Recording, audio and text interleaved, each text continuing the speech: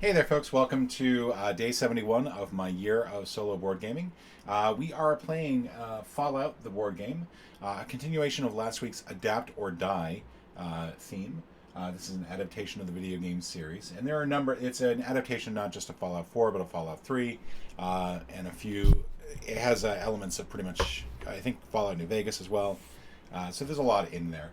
This is also our Apocalypse week. Basically, the anything where the future is bleak. So we have a number of games where society is not looking great at the end of it, and hopefully this is not a bellwether of things to come. Probably not the cheeriest thing I could have picked, but we're going with it.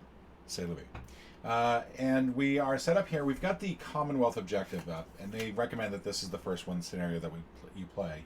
When I played through it yesterday, did a little video VOD, and made a number of errors, so that's why I'm re-recording this.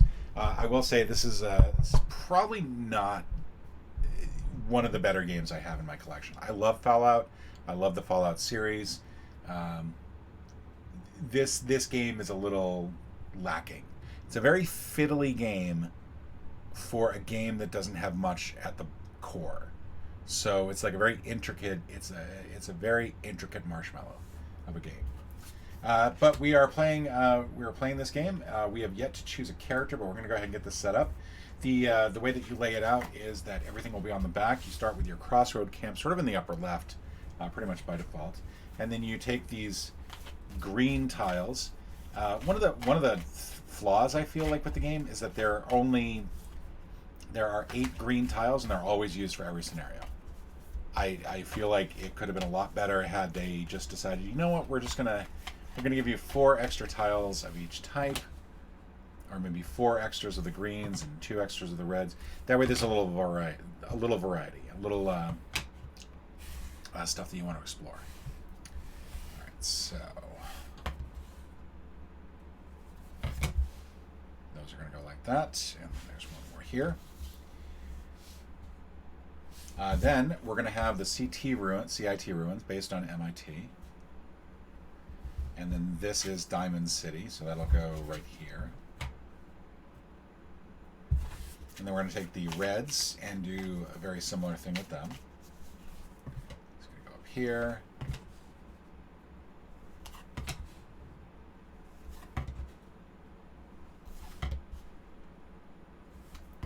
That's going to go there. And then we're going to put the railroad down here. And that's it. We've already pulled out the necessary staging card, but staging means that you're going to find a card in the deck, you're going to pull it out and put it here, and that's going to be, basically it's going to be your quest log. And we start off with Welcome to the Commonwealth. Many dangers lurk in this new wasteland ahead of you, but the one that you've heard the most about is the dreaded synth. Said to look and sound and smell just like humans, they are robots who have infiltrated the very society of the Commonwealth. Your 2 options are kill a suspected synth, so that no one will miss to find out the truth. Now this will activate if you kill any raider, basically these green skull things. Or, this all sounds a bit overblown, head to Diamond City to discreetly dig up some information. So if you head to Diamond City, you do a quest action there, and boom, Bob's your uncle, you are ready to go. There are 2 enemies in this. One is going to be the Institute. These are basically synths. They are always level 2 creatures, but they may have traits that change over time. And I know everything is going to be difficult to see because I have to get everything in here. But then we also have the railroads, who have variable levels and will attack automatically if you enter their space. We're going to set up the shop here. This is one thing I forgot to do in the previous game. You take the items that have caps on the back and you lay them out. Basically, these will become available whenever you are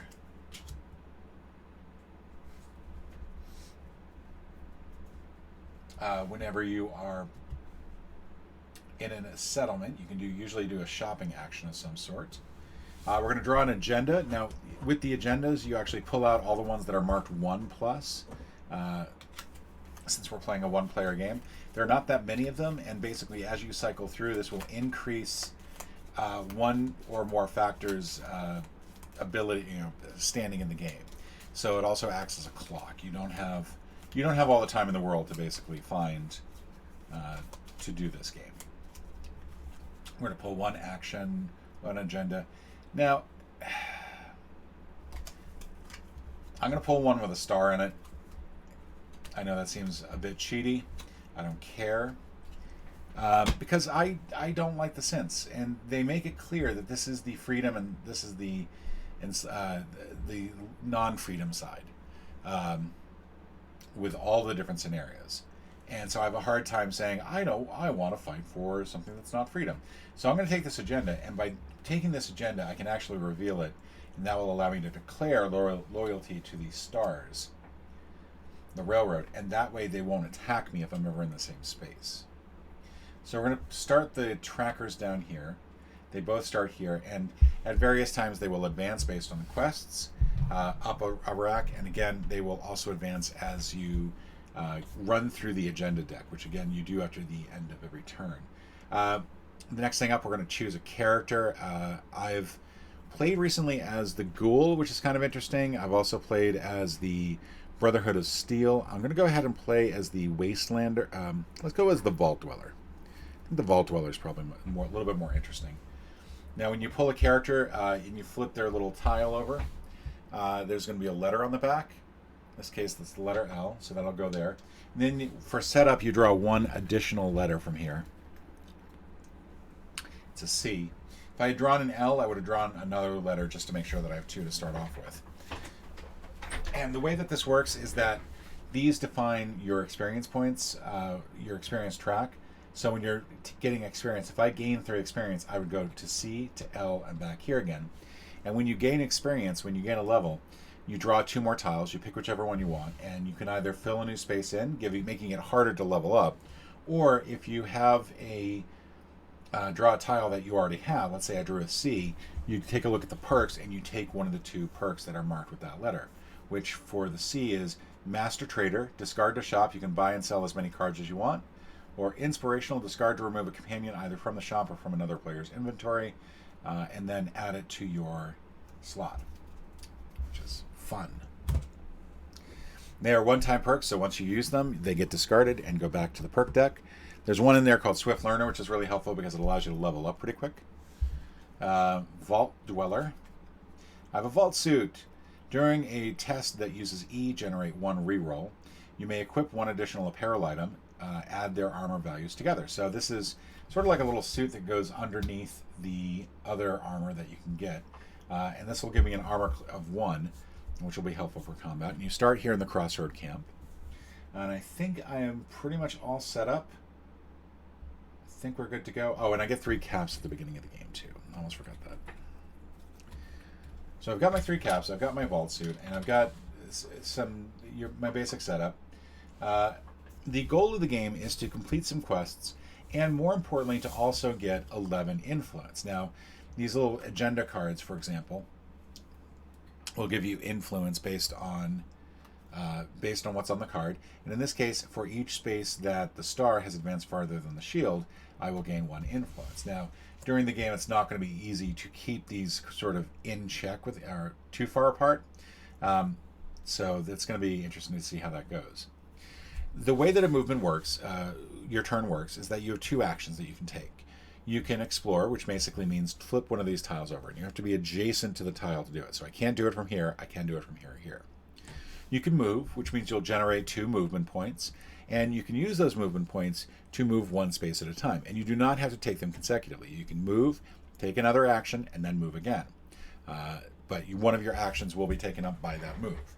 You can also move twice for 4 action points total. You can encounter either settlements, which means you'll draw from the settlement deck over here, or, I forget what they call it. I think locations. Locations, which means you'll draw from the location deck. Settlement, you'll draw from the settlement deck. The settlement deck usually gives an opportunity to shop. The location deck is usually an opportunity to scavenge. And there is one more thing I forgot to set up, and I'll do that in a moment. You can do a quest action. So you'll see that there's a little thing next to Diamond City on here. That means take a quest action. That means when I get to Diamond City, I will say, I'm questing in Diamond City. And that's all you do. And that means that I've completed that quest. You cannot encounter, you cannot quest while there is an enemy in your space, even if you're not fighting that enemy actively. Finally, you can, what are the other two actions? You can camp, which basically means that you'll get well rested, plus you'll restore 3 MP. And yeah, that's it. Any activated equipment, I forget what term they use, activated equipment can be reactivated. So if you are using something like, let's say, I don't think there's a good example up here. Let's say the companion, you can exhaust it, and that will give you some benefit. Now you might be able to keep it. Each of these has different factors as to why you can keep it. But once you rest, you can reactivate it and unexhaust it, and then it'll be in your inventory again. You have a total of 1, 2, 3. You can have an armor, weapon, and companion, and then 3 additional items in your inventory. You can have as many agendas as you want. You'll actually need multiple agendas to get multiple influence. And that's, I think, pretty much it. The last thing I forgot to do during your setup, you'll notice that some of these spaces have little symbols on them. There's a robot symbol here. There's a double helix symbol here. That means that you're going to take one of these creatures. You're going to take one of the robots, the blue things here. You're going to sort of shuffle them up and then pick one, and that will go on this space here. So we have a Mr. Gutsy, which is a level 2 robot, and you can only hit its arms, which is really inconvenient. And then it's got a ranged feature to it, which means it can attack you from a square away.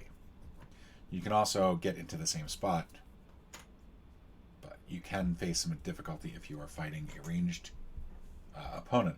The other one is the green one of these. Go ahead and flip these around. And it's a super mutant skirmisher. Now this is a level 3 creature. It is also ranged. It is vulnerable in the head and the arms. And then it gets loot if you defeat it.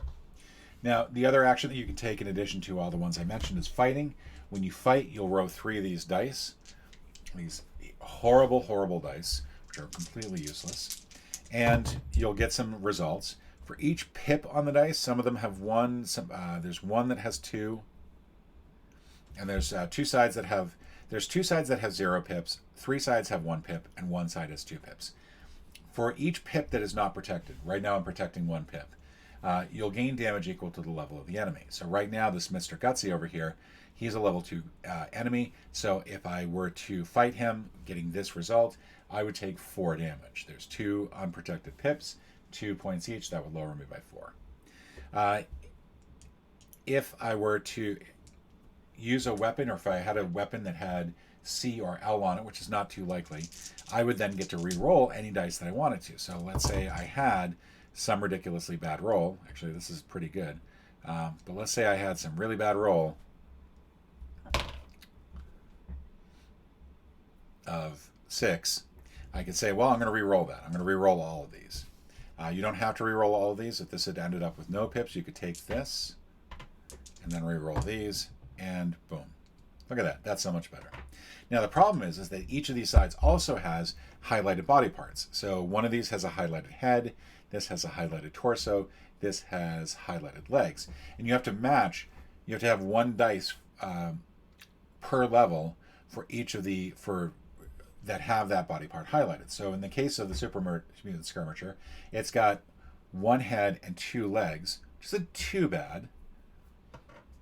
So you can get that. I think that's one of them. One possibility there. And that would be enough. You have to have the same number of dice as the level of the creature. So this, I need 2 arms. I need 2 things that have arms highlighted overall. If it matches multiple body parts, then it only still counts as 1. It has to be the number of dice, not the number of body parts matched. Now here's the tricky part. The ones that have the most body parts highlighted are also the ones that have 2 pips. That's pretty much the case with all of them. The ones that have 0 highlighted, 0 pips, are also the ones that have only 1 body part highlighted. Nothing with a head or arms. This is torso, this is legs.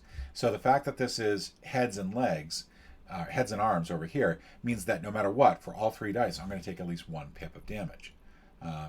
In addition for this, if I'm going to need 2 arms, that means at least 2 pips of damage.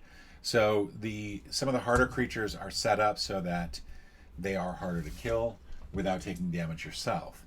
Now, the thing that I got really frustrated with in the last playthrough is that I was going up against Protractron with a level of 3 and 2 and basically the arms highlighted, and it was impossible to kill. Like, you had to get a 1 out of 27 chance of killing it. So even with rerolls, you're not likely to kill it. Death Claws are the same way, I think. Death Claws are even worse. I think they're even worse. They're like a 1 in 20, 216 chance. I did the math on the dice, and it is not, the odds are not in your favor by a point that I feel like it's a game design flaw. That's how bad it is. Your starting move is pretty much always going to be the same. It's going to be move, explore, and then move again. So we're going to move. We're going to explore here. We're going to flip this over. All right. And we're going to get, you always keep the arrows pointed up. You don't get a choice to how you want to rotate it. There is a little bug symbol here, so we're going to get a bug on this spot. And it's a feral ghoul, and that will attack the second we go into the spot with it. And we're going to move, and we're going to be in an attack already. And this is before we draw the agenda. This is just simply part of our action skill. Fortunately, it landed right on my foot.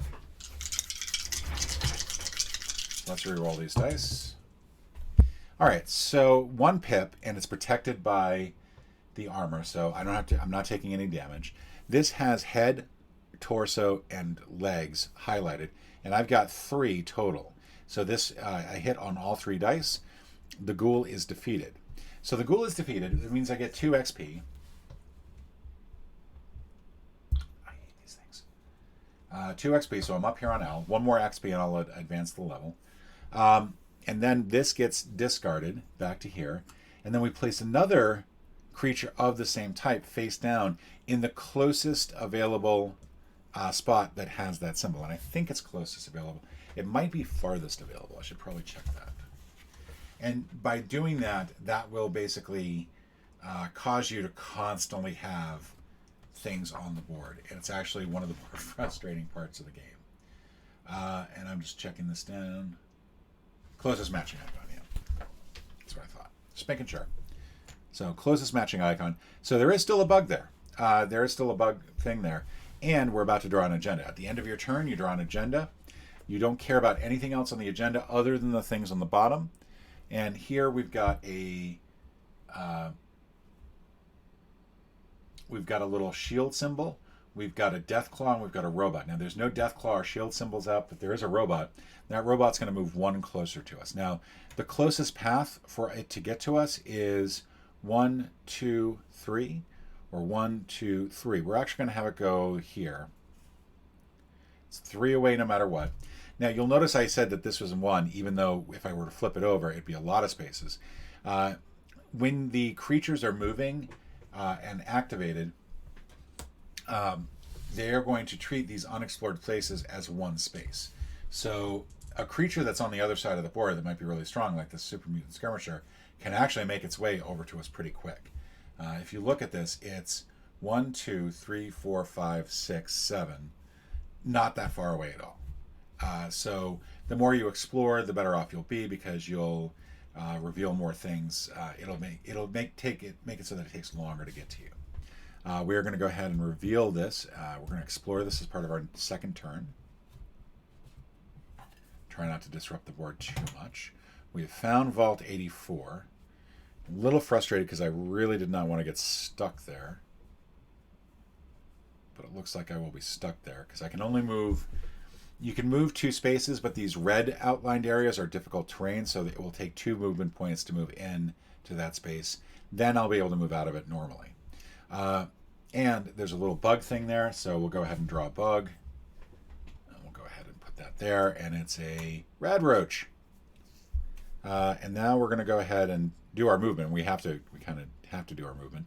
We could have used our other action to explore here, but I kind of want to get to Diamond City. The reason is that this quest activates, if you kill any raider, you automatically do something in favor of the synths of the Institute. And I kind of don't want to do that. I want to get to Diamond City. I want to do that quest action. So the sooner I get there, the better. All right. But I've used my 2 actions. So now we advance the agenda.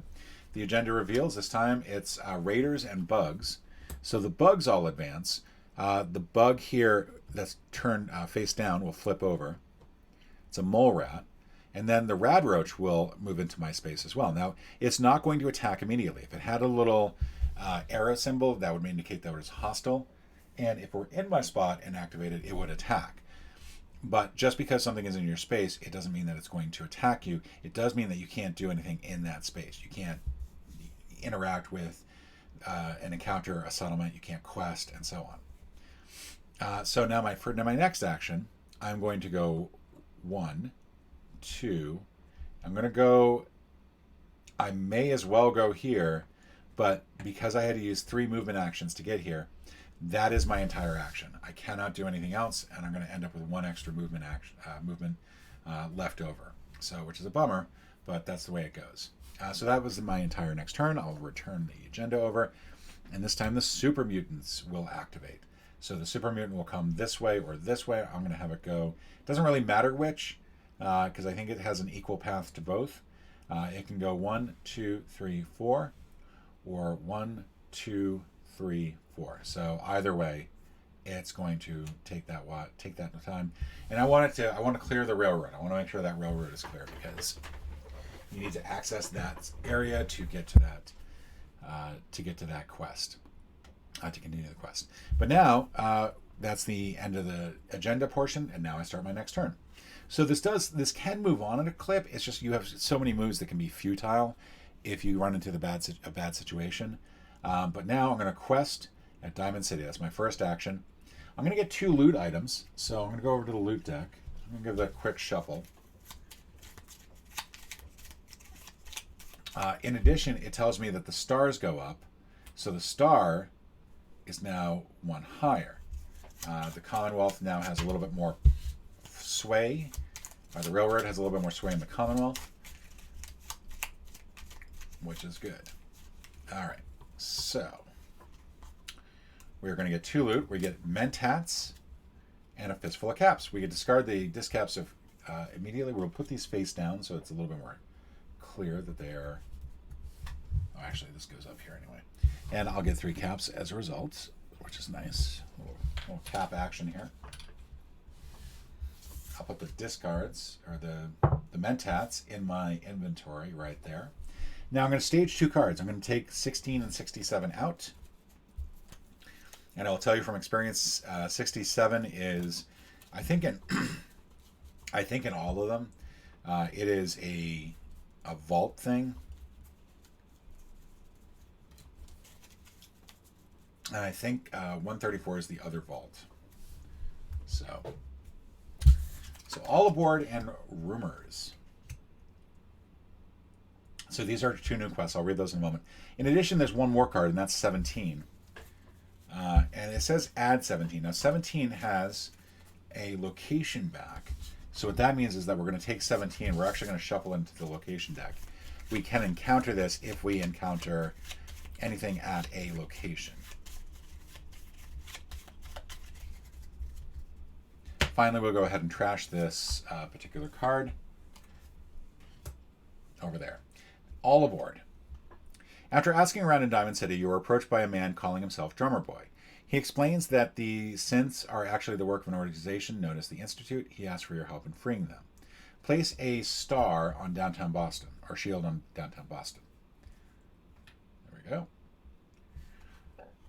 Now, for Item 1, you can warn the Institute about the railroad agents and get them to deploy more synth soldiers. Contact the Institute at this type of location.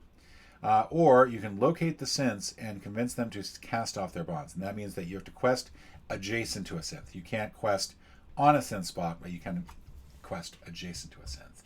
In addition, we've got vault rumors. Every year, new unfortunates appear out of the wasteland, claiming to have been banished from an underground bunker made before the war by a company called Vault-Tec. Perhaps it is worth investigating. Many of the Vault exiles are caught by raiders. You might be able to get something out of them. You can kill any raider to advance this quest. See if you can find an old exile who will sell you information. You can take a quest action at a settlement and spend 4 caps, and you'll advance that forward. So the side quests are helpful for getting agendas.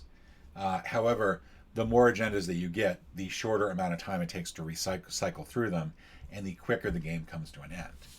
But we are here at Diamond City. We've done our first thing, and so now we're going to encounter Diamond City as a place because we kind of want some stuff. And unfortunately, we don't have any experience, which is a little frustrating. Would have been nice to have some experience, because then we could get a couple more, a letter here. But for now, we're going to encounter one of these. Let's do a quick shuffle. There aren't that many cards here. We'll encounter. Okay, so several super mutants are being used as beasts of burden outside the town. The masters are cruel, but the plots of Earth are ripe with well-tended crops. This is forced if you're a super mutant. You get into a fight with a raider. Exploit the prosperity in the market. You can shop +1. So that means we can actually shop for 5 items. Gain 1 cap for each sold item. So items sell at a greater amount. And then you can also free the super mutants, which is you have to roll a 4. You'll get 1 reroll because of the C. And this will allow you to shop. It'll give you some XP. Or you have to move a space away. There's also a card that gets added. So there's a lot of different things going on here. I think we're going to shop. I'm not confident that I can hit a 4 with just 1 reroll. But we are going to sell the Mentats, I think. We're going to sell that for 4. Normally 3, but we gain a cap for everything sold.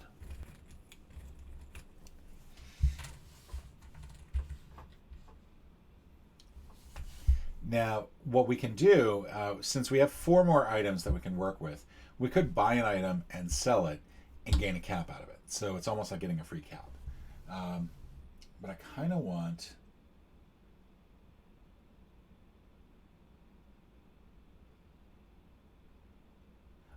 to get this formal wear because I can wear this over my vault suit and then get the protractor on. Actually, let's go ahead and get this Ripper first. Can I do both? No, I can't do both. I can get the Ripper. Let's get the Ripper, because I think we're going to need a weapon of some sort. Now, what would be nice is if I had some way to use that, because I would need actually an SRNA to get the reroll. But we'll focus on that, I think, in a bit. And then everything moves to the right. We can't get the Protractron. I think that's it. I think that's all we can really do. We'll go ahead and add 1 more to the discard. There's a Singed Duster here. Oh, that would have been nice. That would have been a good thing to get. That's a bummer. We can get that shortly, though. And we'll go ahead and discard this. So that's my turn. I quested once. I encountered the settlement once. Now the agenda goes. And Stars and Deathclaws go, and there's neither of those on the thing. So now we're going to face a... we have to basically get over here to this spot. So we're going to have to go 1. We either want to go here or here, and I think we're going to go here just to give ourselves a little bit more flexibility. And we found the Roboco factory. And there's a robot. So we're going to pull the robot out. And it's a Mr. Gutsy, much like the other one. And we're going to move in the same spot as it. Now, see, the reason that I'm doing that is because if we stayed here or, went here, we would basically be vulnerable to this if it activated. It can attack us from a square way. At least in this spot, we are close up, and we can have a good attack right then and there. Let's go ahead and draw the agenda. We did 2 actions. We moved 1. And we got 2 movement points out of our movement action, so we saved the other movement point for after we explored, because we can split it up. Super mutants go, which is unfortunate, because I really did not want that to be there. And then the stars go. Now, we can actually, we have 2 movement paths for the super mutant skirmisher. It can move here, or it can move here, because either way, it's equal distance. And I think what we're going to do is we're going to have it move here, so that I can move there and do that quest thing. And that's it. That's the only monster that was affected by that. So now we're going to move 1. We're going to take 2 movements total. we're going to quest next to this shield. And what it does not say is whether or not the shield stays or not. Locate synths and convince them to cast off their bonds. We advance the star. We get 3 caps out of this. We're going to stage 2 other creatures, 2 other things.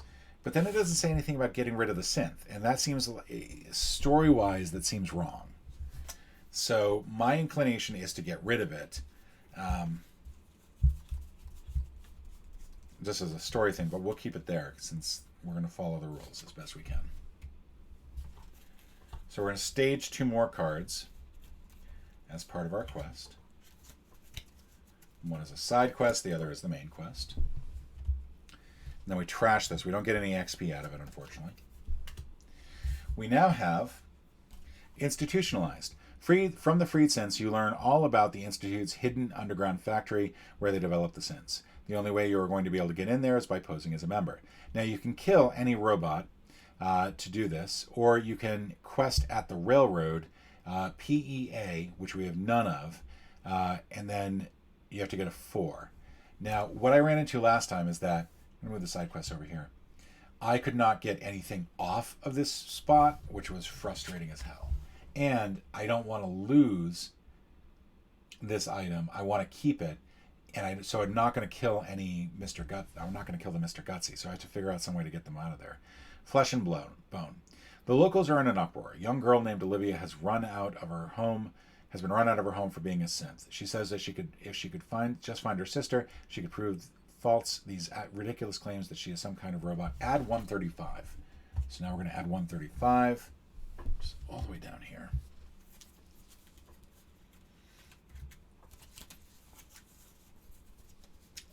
We can also quest at, we can take a quest action at, that's going to go in location, at a settlement.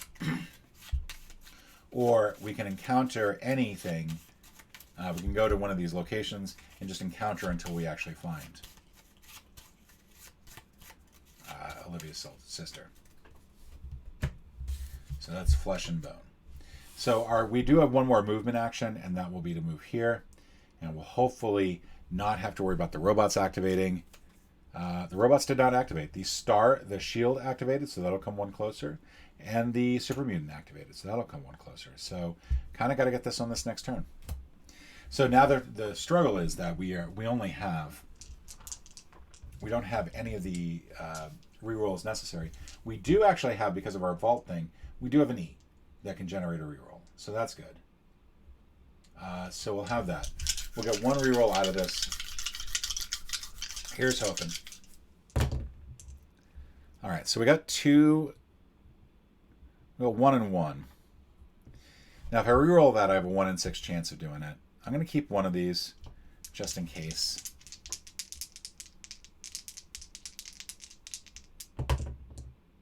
Hey, awesome! I got a 5. That's awesome. Now, technically, even if I hadn't succeeded that was my first action. I could have taken a second action and then tried again. However, I have succeeded, so we will continue to advance the star. I'll also get 3 XP. Now, I'm going to take 1 XP to put this here. I'm going to draw 2 of these letters. And I'm going to get to pick one and put that in. So it's a P and an A. I'm going to go ahead and take the A so that I can use my Ripper and get a reroll based on that. I'm going to then get 2 more XP because I only credited myself with 1, so I'll put myself there. We are going to stage 28 and 148.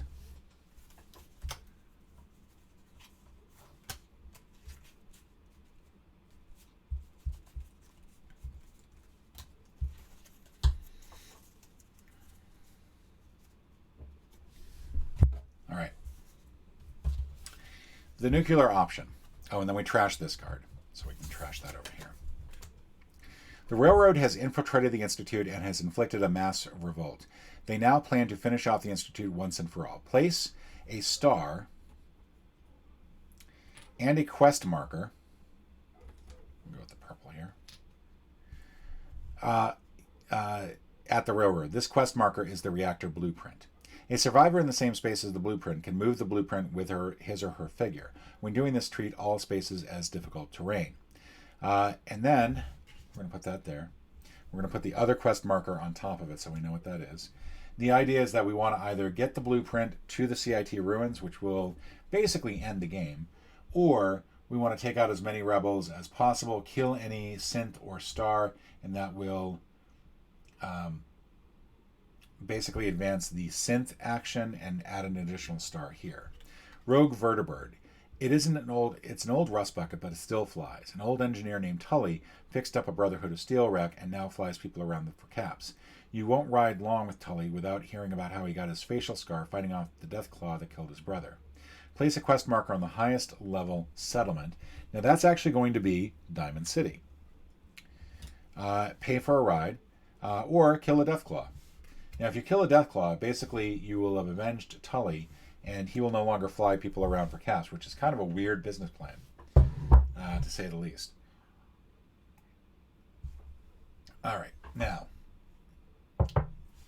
my next move, I think. Now, when I did this yesterday, I found a really short thing to try to do, and I'm just going to go ahead and do it this way. This should end the game pretty quickly. I'm not going to worry about in the solo version of the game, you need 11 influence to win the game, technically. I'm not going to worry about that. I'm going to worry about completing the objective so that we can wrap this up. I'm not going to worry about side quests. Just want you to get a feel for what this game is like. So we're actually going to leave the blueprint behind. Do we want to take it with us? Yeah, we might as well. We'll end pretty quickly, even with it. So we get one more movement action here. We've got it with us.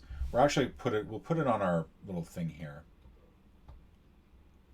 Now we can only move once per movement. So right now we are at the mercy of whatever activates here. Hopefully it's not robots. It's robots.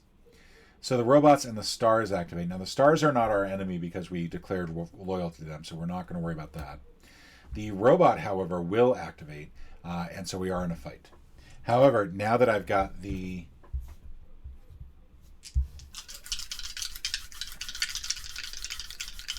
Now that we've got the Ripper, we can actually get a reroll out of this. So we have 2 pips, which means that we will potentially take 2 damage. We need arms.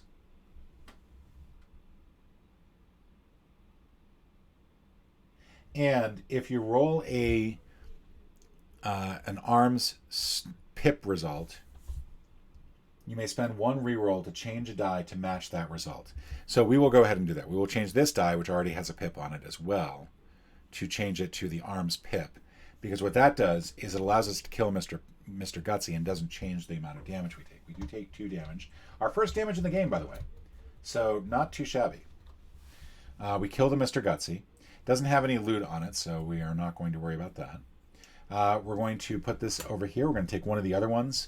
And this will go to the nearest spot that has that icon on it, which is actually right here. We will also gain 2 XP. So we come down to here. We went up a level. So we'll draw 2 of these. And it's an A or a P. I forget what the A is. The A might actually be helpful. Because we might be able to get an extra... Yeah, discard to perform 2 additional actions, or sneak. Yeah, but we're going to actually take action. We're going to take the A so that we get the extra actions. We have that. And now we get to go. We're going to discard that to take 2 extra actions. 2 of our actions are to get to Diamond City. We have 4 caps. We'll pay them for the ride. We're going to get to the CIT ruins, and the blueprints are now in the CIT ruins. We blow the place up. This will basically push them all the way up, and we've won the game. Now, I'll point out that we were supposed to get 11 influence, which is difficult to do if you only have 1 agenda. However, we will get 6 points based on this 1 agenda. So had we gotten a second freedom agenda, which is what a lot of them are, we would have won the game on the influence track. However, I don't care. I'm not really concerned about that. My feeling is that it doesn't matter. Like, I don't care. We had one additional action. We could have actually... Yeah, let's go ahead and do this real quick. We had one additional action. We could have, at the Diamond Institute, check to see if we got S or C 3. And we get one reroll out of this. Doesn't matter. We didn't need it. So that would have given us agenda. Let's see. We drew an agenda, one of a kind. If you have exactly 6 special tokens, that's horrible. It's a horrible agenda. That's going to give you 1 or 2 points at most. That's a bummer.